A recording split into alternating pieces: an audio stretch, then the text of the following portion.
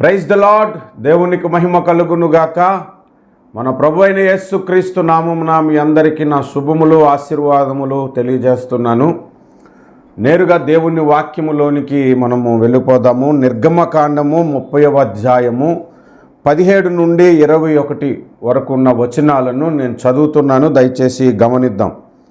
మరియు యెహోవా మోషేతో ఇట్లనెను, కడుగు కొనుటకు నీవు ఇత్తడితో దానికొక గంగాళమును ఇత్తడి పీటను చేసి ప్రత్యక్షపు గుడారమునకు బలిపీఠమునకు నడుమ దానిని ఉంచి నీళ్లతో నింపవలెను. ఆ నీళ్లతో అహరోనును అతని కుమారులను తమ చేతులను కాళ్ళను కడుక్కొనవలెను. వారు ప్రత్యక్షపు గుడారములోనికి వెళ్ళినప్పుడు సేవ చేసి యెహోవాకు హోమ ధూపము నర్పించుటకు బలిపీఠమునొద్దకు వచ్చినప్పుడు తాము చావకయుండునట్లు నీళ్లతో కడుగుకొనవలెను. తాము చావకయుండునట్లు తమ చేతులను కాళ్ళను కడుక్కొనవలెను. అది వారికి అనగా అతనికిని అతని సంతతికిని వారి తరతరములకును నిత్యమైన కట్టడగా నుండును. ప్రార్థన చేసుకుందాము. వాక్యపు వివరంలోనికి మనము వెళ్దాము. ప్రేమ కలిగిన మా ప్రియమైన పరలోకపు తండ్రి, పరిశుద్ధ తండ్రి, నమ్మకమైన తండ్రి, జీవాధిపతి అయిన నా యేసు ప్రభువా, నీకు వందనాలయ స్తోత్రాలు చెల్లిస్తూ ఉన్నాను. నీ పరిశుద్ధ జీవవాక్యమును ధ్యానించటానికి ఎంత మాత్రమును మేమైతే యోగ్యులము కాము నాయన. అయినను బలమైన మహా మీ కృపను బట్టి మమ్మలను యోగ్యులుగా చేశావు, సరిచేశావు నాయన. అందును బట్టి మీకు స్తుతులు అర్పిస్తున్నాము, స్తోత్రాలు చెల్లిస్తున్నాము. పరిశుద్ధ తండ్రి, పరలోకమందున్న తండ్రి, యేసుదేవా, రాజా, రాజుల రాజా, ప్రభువుల ప్రభువా, నీకు వందనాలు నాయన. మా ప్రార్థన ఆలకించి మా ప్రార్థనకు ప్రతిఫలము దయచేయండి. గోని దాసుడిని వాక్యమును వివరిస్తూ ఉండగా మా అందరితో మాట్లాడమని యేసు నామమున ప్రార్థిస్తున్నాము పరమ తండ్రి. Amen, amen. ప్రభునందు ప్రియులారా, ప్రత్యక్షపు గుడారమును గూర్చి విశేషమైన లోతైన విషయాలు నేను ఇదివరకే చెప్పాను. ఈ గంగాళమును గూర్చి కూడా అనేక సంగతులు నేను చెప్పాను. గంగాళము ఆ ఎత్తడితో ఎందుకు చేయాలి, ఆ ఉండే ప్లేసును గురించి చాలా నిగూఢమైన సత్యాలను నేను ఇదివరకే చెప్పాను. నా యూట్యూబ్ ఛానల్ సబ్స్క్రైబ్ చేసుకున్న వాళ్ళు, చేసుకొని వారు చేసుకొని ప్లేలిస్ట్లోనికి వెళ్ళి ప్రత్యక్షపు గుడారపు యొక్క సందేశాలు ఒక లాట్లో పెట్టబడి ఉంటాయి. అవన్నీ కూడా మీరు వినొచ్చు. అయితే ఈరోజు ఈ గంగాళమును గూర్చి మూలవచనంగా నేను చదివింది ఎందుకంటే భక్తులు కడుగుకోవలసినవి ఏమిటి అనే ఒక వాక్య సందేశాన్ని మీకు అందించటానికి పరిశుద్ధాత్మ చేత నేను ప్రేరేపించబడ్డాను. ఇక్కడ మనం గమనిస్తే గంగాళమును ఇత్తడితో తయారు చేయమన్నాడు. గంగా అంటే నీళ్లు కలిగిన ఒక పాత్రను ఇత్తడితో చేయమని చెప్పాడనమాట. అది ఎక్కడ పెట్టమన్నాడు అనంటే బలిపీఠమునకును ప్రత్యక్షపు గుడారమునకు నడుమ పెట్టమని అన్నాడు. ఇక్కడ వాక్యం వివరంలోనికి వెళ్ళక మునుపు ప్రత్యక్షపు గుడారం గురించి ఒక చిన్న విషయాన్ని చెప్పి నేను ముందుకు వెళ్తాను. ప్రత్యక్షపు గుడారములో 3 ప్రాముఖ్యమైన స్థలములు ఉన్నాయి. 1 ఆవరణము, 2 పరిశుద్ధ స్థలము, 3 అతి పరిశుద్ధ స్థలము. ఆవరణములో బలిపీఠము గంగాళం ఉంటుంది. పరిశుద్ధ స్థలములో రొట్టెల బల్ల, దీపస్తంభము, ధూపవేదిక ఉంటుంది. అతి పరిశుద్ధ స్థలములో మందసము, కరుణాపీఠము మనకి కనబడుతున్నాయి. ఆవరణము ఉండే స్థలాన్ని లోకము అని ఒక సబ్జెక్టు నేను చెప్పాను.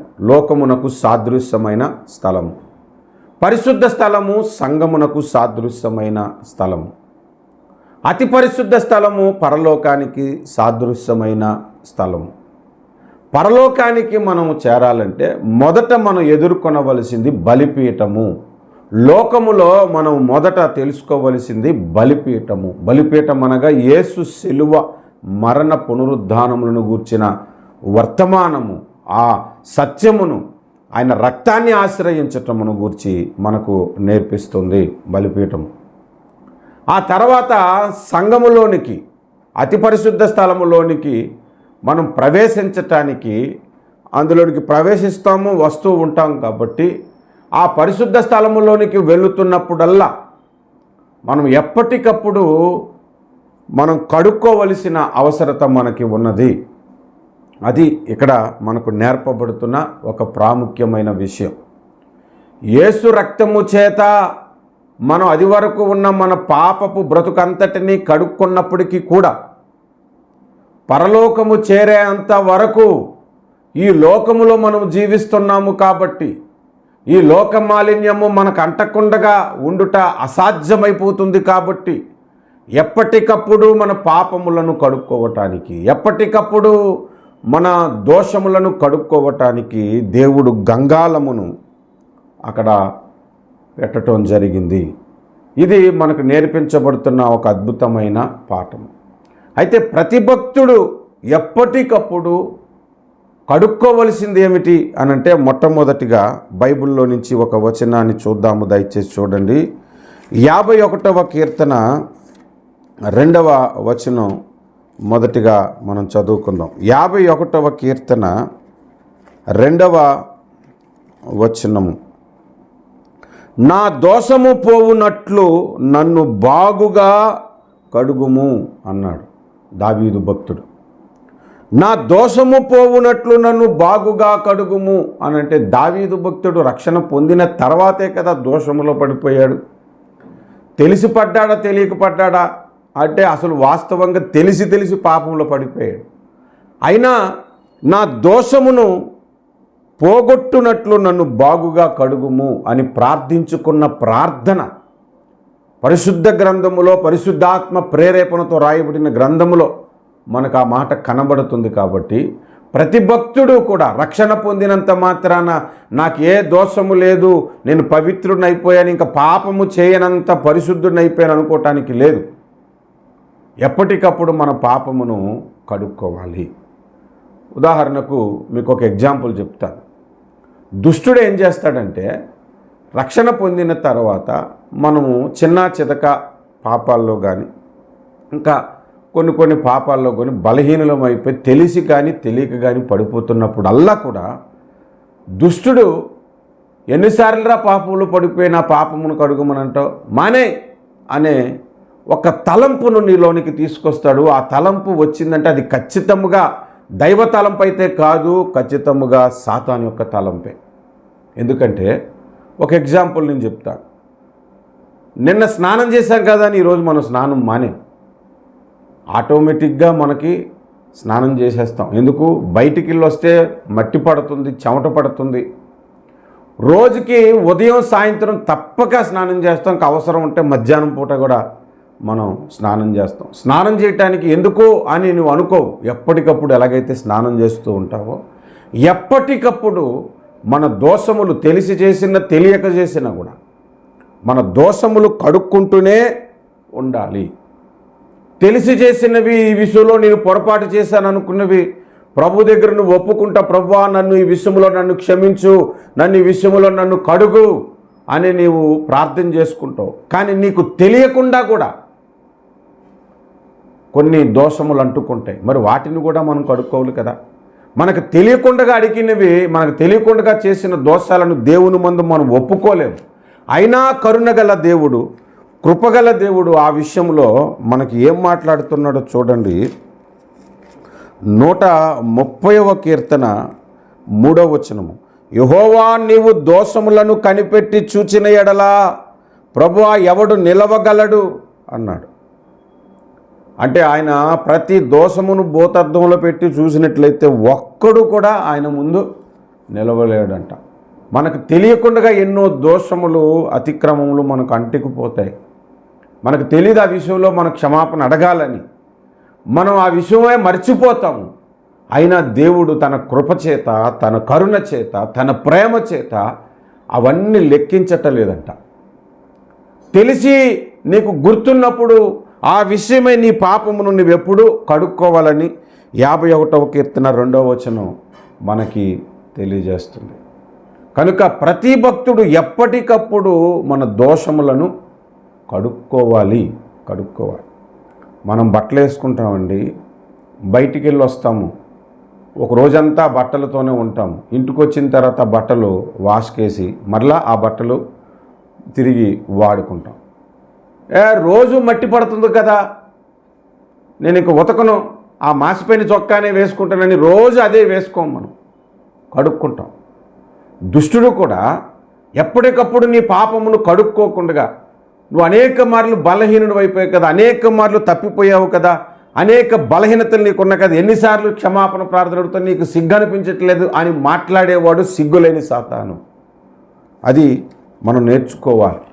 ఒక మాటను మిమ్మల్ని జ్ఞాపకం చేస్తున్నాను చూడండి. యాకోబు పత్రిక 3వ అధ్యాయము 1వ వచనం. నా సహోదరులారా, బోధకులమైన మనము మరి కఠినమైన తీర్పు పొందుదామని తెలుసుకొని మీలో అనేకులు బోధకులు కాకుండుడి. 2వ వచనం.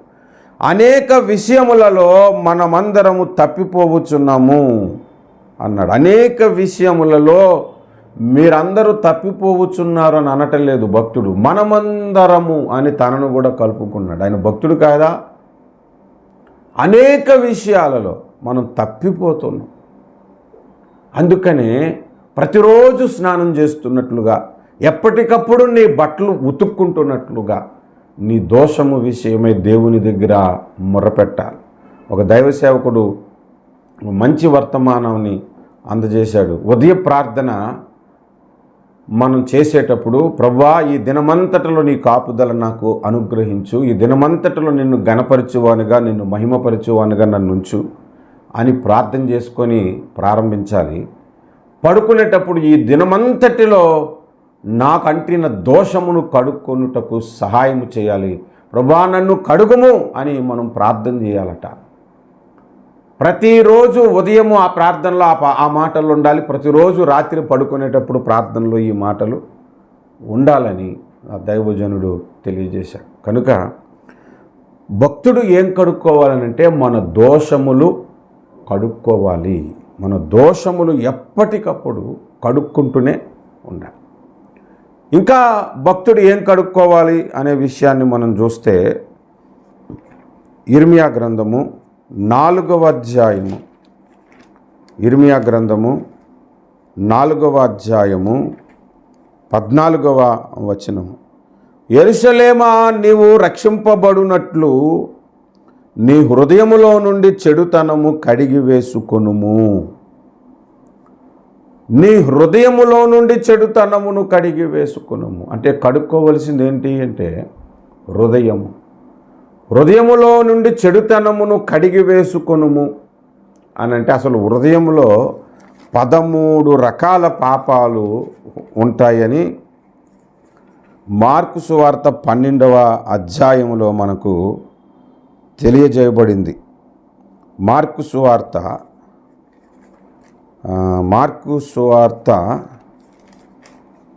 7వ అధ్యాయము 12 అధ్యాయం కాదు, 7వ అధ్యాయము 21, 22 వచనాలు.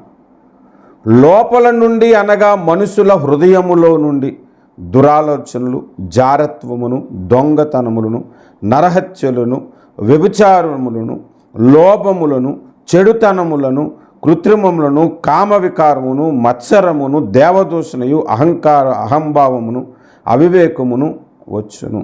ఆ ప్రతి మాటను నేను లెక్క పెడితే 13 కనబడుతున్నాయి.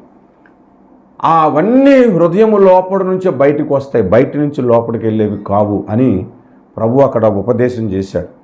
మనం ఏదైనా తింటే అది మన కడుపులోనికి వెళ్ళి బహిర్భూమిలోనికి వెళ్ళిపోతుంది. తినుట వలన మీరు అపవిత్రులు కారు, కానీ హృదయములో నుండి బయటకు వస్తాయి కొన్ని, వాటిని బట్టి మీరు అపవిత్రులు అవుతారు అనే ఉపదేశము ప్రభు అక్కడ చెప్పాడు. అంటే హృదయములో ఉన్న చెడుతనమంతయు మనము కడిగి వేసుకోవాలి. ఉండక మానదండి. మనం యేసు రాకడలో ఎత్తబడి పరలోకము చేరేంత వరకు, మనం పరిపూర్ణతను, దేవుని మహిమా శరీరము మనకు అనుగ్రహింపబడినంత వరకు మన బలహీనతలోకి మూలమైన హృదయాన్ని ఎప్పుడు కూడా కడుక్కోవాలి, జాగ్రత్త చేసుకోవాలి. అందుకనే మన పాపములు మనం ఒప్పుకొనకుండానట్లు మన హృదయమే మనలను మోసం చేస్తుందని అదే ఇర్మియా గ్రంథములో మనకు తెలియజేయబడింది. 17వ అధ్యాయం 9వ వచనములో రాయబడింది. హృదయము ఘోరమైన వ్యాధి గలది అంట. ఆ మాట మనం ఒక్కసారి జ్ఞాపకం చేసుకుందాం. హృదయం అన్నిటికంటే మోసకరమైనది, అది ఘోరమైన వ్యాధి గలది అని అన్నాడు. కనుక హృదయాన్ని ఎప్పటికప్పుడు కడుక్కోవాలి. మన రక్తము శుద్ధి అవ్వాలంటే ఎప్పటికప్పుడు గ్రేప్ జ్యూస్ తాగాలంట. మన కిడ్నీలు శుద్ధి అవ్వాలనంటే ఎప్పటికప్పుడు క్యాన్బెర్రీ జ్యూస్ కానీ, పోమోగ్రానేట్ జ్యూస్ కానీ, అదే దానిమ్మ పళ్ళ రసం తాగినప్పుడు కిడ్నీలు శుభ్రమవుతాయట. ఇంకా మన కడుపు శుభ్రం అవటానికి పెద్దలు అల్లంతోనూ లేకపోతే యాపాకుతోనూ పచ్చళ్ళు చేసి పెట్టేవారు అప్పుడప్పుడు శుభ్రం చేసుకోవటానికి. ఎందుకంటే మనం ఎంత వద్దనుకున్నా మనలో కొద్దిగా అశుద్ధమైనవి, వ్యర్థమైనవి మన శరీరంలో ఉండిపోతాయి. అవి ఎప్పటికప్పుడు మనం ఎలాగైతే క్లీన్ చేసుకుంటున్నామో మన హృదయమును కూడా ఎప్పటికప్పుడు కడుక్కోవాలి, కడిగి శుద్ధి చేసుకోవాలి. శుద్ధి చేసుకొని మన హృదయములో వాక్యముతో నింపుకోవాలి. 119వ కీర్తన మనం చూద్దాము. 119వ కీర్తన 8వ వచనము, 11వ వచనం. నీ ఎదుట నేను పాపము చేయకుండానట్లు నా హృదయములో నీ వాక్యమును ఉంచుకొని ఉన్నాను అన్నాడు. అంటే హృదయములో వాక్యము రావాలంటే హృదయములో ఉన్న ఈ చెత్త అంతా కడుక్కొని దాన్ని మరలా దేవుని వాక్యముతో హృదయాన్ని నింపుకోవాలి. కనుక ఎప్పటికప్పుడు మన హృదయాన్ని కడుక్కునే పని కూడా మనం చేసుకుందాం. మనం బయటికి స్నానం చేసినంత మాత్రాన మట్టి అంటకుంటూ ఉండదు కదా. బయటికి వెళ్ళినప్పుడు మనకి మట్టి అంటకుంటూ ఉండదు కదా. ఎప్పటికప్పుడు ఎలాగైతే కడుక్కుంటున్నామో మన హృదయము కూడా ఎప్పటికప్పుడు కడుక్కోవాలి. ఎందుకంటే మనం బయటికి వెళ్ళినప్పుడల్లా వినుట ద్వారా, చూచుట ద్వారా చెడు మన హృదయములోనికి వెళ్తూనే ఉంటుంది. కాబట్టి మన హృదయాన్ని కూడా భక్తుడు కడుక్కోవాలి. మొట్టమొదటిగా మన దోషములన్నీ కడుక్కోవాలి, మన హృదయాన్ని కడుక్కోవాలి. రెండవదిగా మన చేతులు కడుక్కోవాలని కూడా బైబిల్ మనకు చెప్తుంది. 26వ కీర్తన 6వ వచనం మనం చూస్తే, నిర్దోషినని నా చేతులు కడుగుకొందును అన్నాడు. నిర్దోషినని నా చేతులు కడుక్కొందును అంట. ఒకసారి ఒక జడ్జి గారు, క్రిస్టియన్ జడ్జ్, దేవుని యందు భయభక్తులు కలిగిన జడ్జి గారు, వాదాపవాదనలు కోర్టులు అయిపోయిన తర్వాత తన జడ్జిమెంట్ ఇచ్చిన తర్వాత ఇంటికి వచ్చి ఎప్పుడు కూడా ప్రార్థన చేసి ఒక గిన్నె నీళ్లు పెట్టుకొని చేతులు కడుక్కుండేవాడు. ప్రార్థన చేస్తూ ఆ నీళ్లు కడుక్కుండేవాడు. తన భార్య అడిగింది ఒకరోజు, మీరు ఎప్పుడు కోర్టు నుండి వచ్చిన గిన్నె నీళ్లు పట్టుకొని చేతులు కడుక్కుంటూ ప్రార్థన చేసుకుంటారు ఏంటి అంటే, అప్పుడు జడ్జి గారు చెప్పారట, నాకు తెలిసినంతటిలో నా జ్ఞానము చెప్పున, నేను చదువుకున్న చదువును బట్టి, నాకున్న స్థితిని బట్టి, నాకున్న ఆలోచన విధానాన్ని బట్టి, అక్కడ జరిగిన ఆర్గ్యుమెంట్స్ని బట్టి ఇది న్యాయం అనిపించింది, ఇది అన్యాయం అనిపించింది, దానికి తగ్గట్టుగా నేను జడ్జిమెంట్ రాశాను నా చేతులతో. కానీ వాస్తవంగా ఒకవేళ నేను రాంగ్ జడ్జిమెంట్ ఇచ్చానేమో, నీతిమంతుడికి నేను శిక్ష విధించానేమో నాకైతే తెలీదు. కనుక ఏ దోషమైనా నా చేతికి అంటకుండా ఉండినట్లు నేను కడుక్కుంటున్నాను.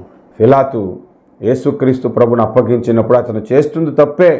వాళ్ళు కేకలు వేశారు, నీవు కైసరునకు రాజువు కావు, అతనికి సిలువ వేయమని కేకలు వేశారు. ఇదిగో మీ రాజుని మీకు అప్పగిస్తున్నాను, మీకు ఇష్టం వచ్చినట్లు చేసుకోండి అని చెప్పి తన చేతులు కడుక్కున్నాడు కదా.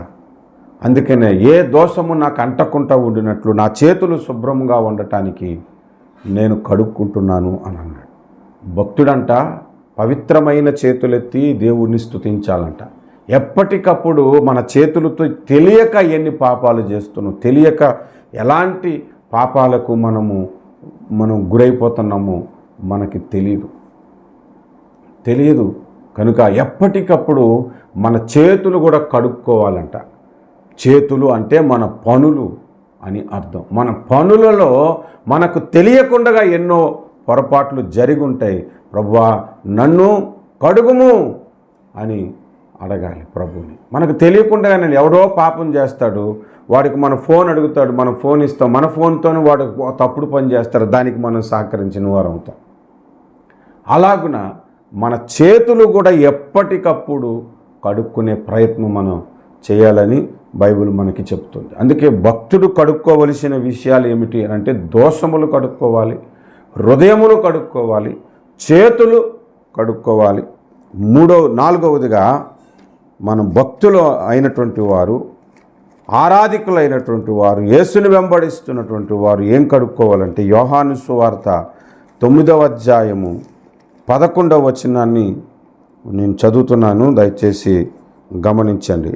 వాడు యేసు అను ఒక మనుషుడు బురద చేసి నా కన్నుల మీద పూసి నీవు సిలోయమను కోనేటికు వెళ్ళి కడుగుకొనమని నాతో చెప్పాను.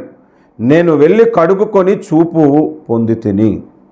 ఇక్కడ ఒక గుడ్డివాడు ఉన్నాడు పుట్టుక నుంచే.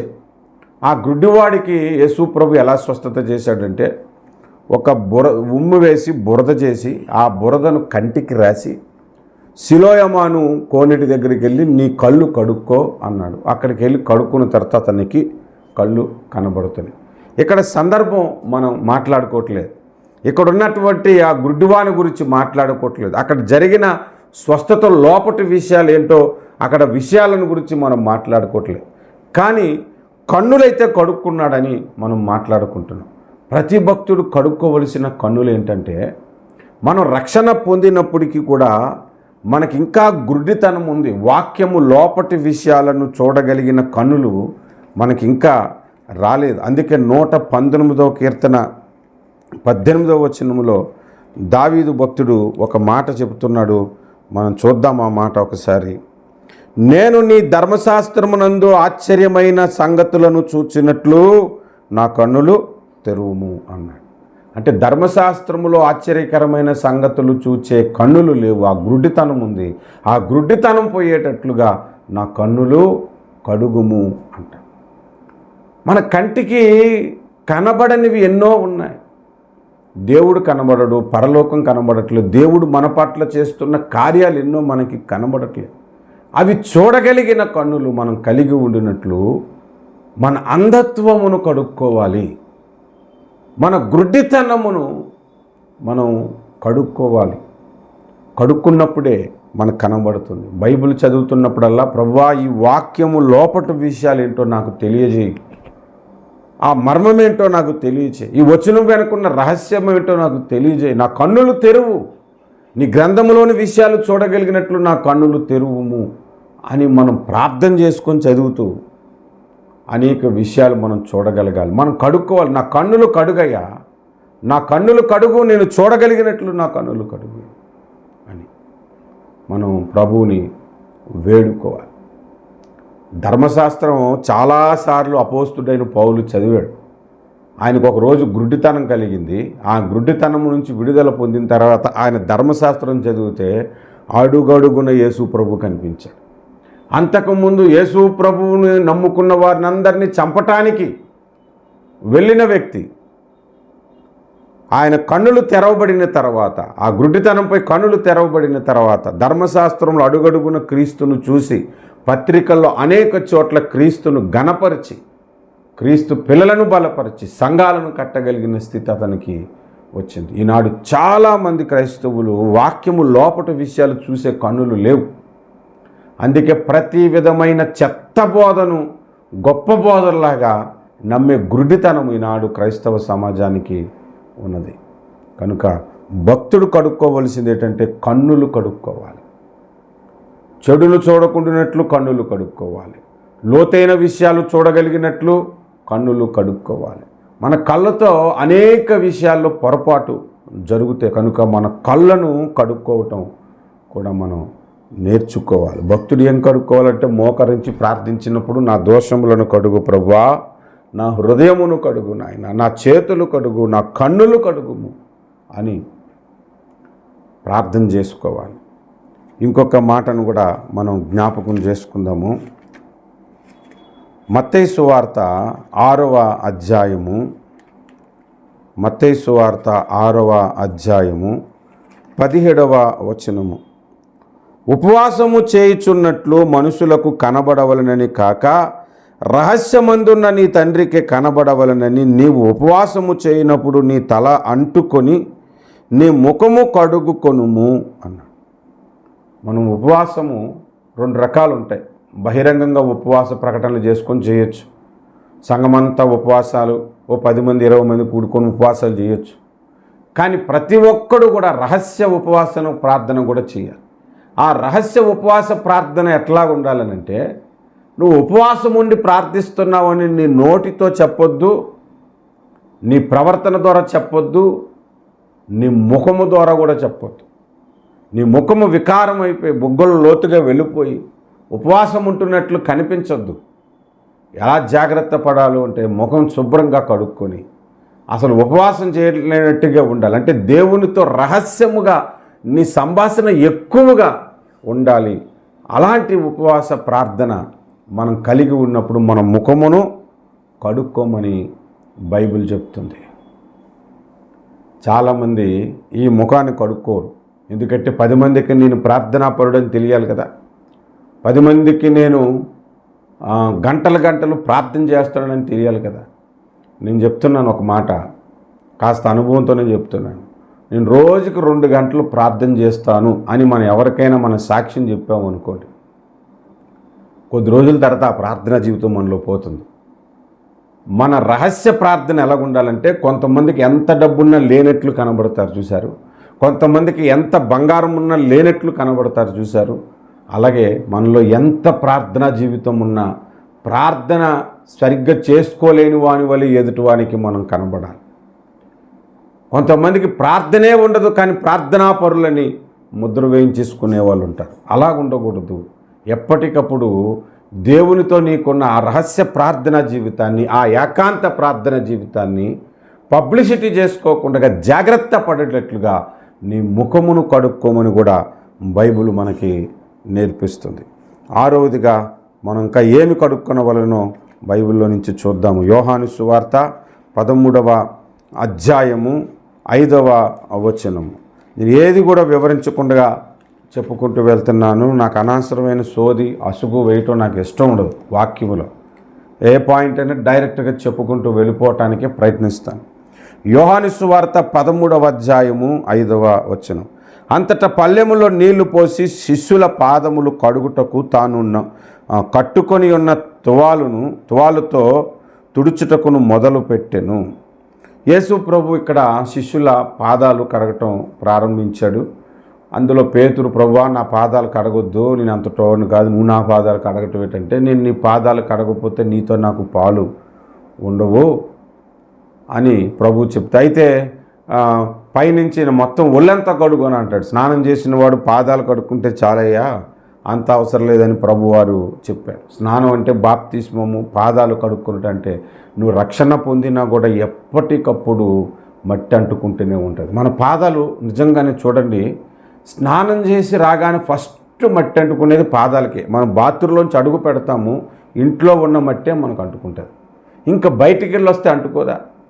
ఒకరోజు ఒక మంచి బ్లాక్ కలర్ షూ కొనుక్కొని వేసుకొని బండి మీద వెళ్ళి బస్ స్టాండ్ దగ్గర బండి పెట్టి బస్సు ఎక్కి అక్కడి నుంచి కొంచెం దూరం నడుచుకుంటూ వెళ్ళి వాక్యం చెప్పి మరలా నడుచుకుంటూ వచ్చి బస్సు ఎక్కి మరలా దిగి బండి వేసుకొని తిరిగి ఇంటికి వచ్చేసరికి నా షూ చూస్తే విపరీతమైన బురదంటుకుపోయినట్లుగా మట్టి పడిపోయింది. మరలా మరుసటి రోజు మీటింగ్కి వెళ్ళేటప్పుడు ఆ షూని శుభ్రంగా తుడుచుకోవలసి వచ్చింది కదా. అలాగే ప్రతిరోజు మన నడతను శుద్ధి చేసుకోవాలి, మన నడకను శుద్ధి చేసుకోవాలి, మన ప్రవర్తనను శుద్ధి చేసుకోవాలి. ప్రభువా నా ప్రవర్తనను సరిచేయి, శుద్ధి చేయి, పవిత్రపరచు అని ఎప్పటికప్పుడు మన పాదాలను కడుక్కుంటూ ఉండాలి అనే పాఠాన్ని కూడా దేవుడు మనకి ఇక్కడ నేర్పిస్తున్నాడు. చివరిగా ఒక మాట చెప్పి నేను ముగిస్తాను. యెషయా గ్రంథము 1వ అధ్యాయము 16వ వచనము, అలాగే కొరింథీయులకు రాసిన 1వ పత్రిక 6వ అధ్యాయము 11వ వచనం కూడా మనం చదువుదాం. యెషయా గ్రంథము 1:16 మిమ్మును కడుగుకొనుడి, శుద్ధి చేసుకొనుడి అన్నాడు. మొదటి కొరింథీ పత్రిక 6:11లో మీలో కొందరు అట్టివారై ఉంటిది కానీ ప్రభువైన యేసుక్రీస్తు నామమును మన దేవుని ఆత్మయందు మీరు కడగబడి పరిశుద్ధపరచబడిన వారై నీతిమంతులుగా తీర్చబడుతురి అన్నాడు. మనలను మనమే కడుక్కోవాలని యెషయా గ్రంథములో ఉంటే దేవుని ఆత్మ వలన మనము కడగబడాలని మొదటి కొరింథీ పత్రికలో ఉంది. ప్రార్థనలో కడుక్కోవాలి, దేవుని వాక్యము చేత కడుక్కోవాలి, దేవునితో సహవాసము ద్వారా కడుక్కోవాలి, దేవుని ఆత్మ వలన కూడా మనము మన అపవిత్రతను కడుక్కోవాలి అని బైబిల్ మనకి నేర్పిస్తుంది. మనలను మనమే కడుక్కోవాలి. మన కళ్ళు కడుక్కుంటున్నాం, చేతులు కడుక్కుంటున్నాం, పాదాలు కడుక్కుంటున్నాం, హృదయం కడుక్కుంటున్నాం, దోషములు కడుక్కుంటున్నాం, ముఖం కడుక్కుంటున్నాం. మొత్తంగా మనకు మనమే కడగబడాలి అని అంటే దేవుని ఆత్మ సహాయము ద్వారా మనము శుద్ధులమవుతామని బైబిల్ మనకు చెప్తుంది. కనుక భక్తుడు ఆ గంగాళాన్ని ఎందుకు పెట్టాడనంటే అతి పరిశుద్ధ స్థలానికి చేరాలన్నా, పరిశుద్ధ స్థలానికి చేరాలన్నా ముందు నీవు కడుక్కుంటేనే అర్హుడవు అని లేఖనం చెబుతుంది. అందుకని కడుక్కునే ప్రయత్నం మనం ఎప్పటికప్పుడు చేయాలని మనకి వాక్యము హెచ్చరిస్తుంది ఆ గంగాళమును నిర్మాణం చేసే దగ్గర. కనుక భక్తుడు ఏం కడుక్కోవాలనంటే 7 విషయాలు చెప్పుకున్నాం. దోషాలు కడుక్కోవాలి, హృదయాన్ని కడుక్కోవాలి, కన్నులు కడుక్కోవాలి, చేతులు కడుక్కోవాలి, పాదాలు కడుక్కోవాలి, ముఖము కడుక్కోవాలి. మనలను మనమే ఎప్పటికప్పుడు కడుక్కోవాలని వాక్యం మనలను హెచ్చరిస్తుంది. దేవుడు ఈ పరిశుద్ధ వాక్యాన్ని దీవించి ఆశీర్వదించునుగాక. ఆమేన్. ప్రేమ కలిగిన మా ప్రియమైన పరలోకపు తండ్రి, మీరు ఇచ్చిన ఈ సందేశాన్ని బట్టి స్తుతులు చెల్లిస్తున్నాం, స్తోత్రాలు చెల్లిస్తున్నాం. ప్రభువా, ఇదిగో మా దోషములు కడగండి, మా చేతులు కడగండి, హృదయాన్ని కడగండి, పాదాలను కడగండి, మా కన్నులు కడగండి, మమ్మలను కడిగి శుద్ధి చేయమని యేసు నామమున స్తుతిస్తూ ప్రార్థిస్తున్నాము పరమ తండ్రి. Amen, amen, amen. Praise the Lord. God bless you.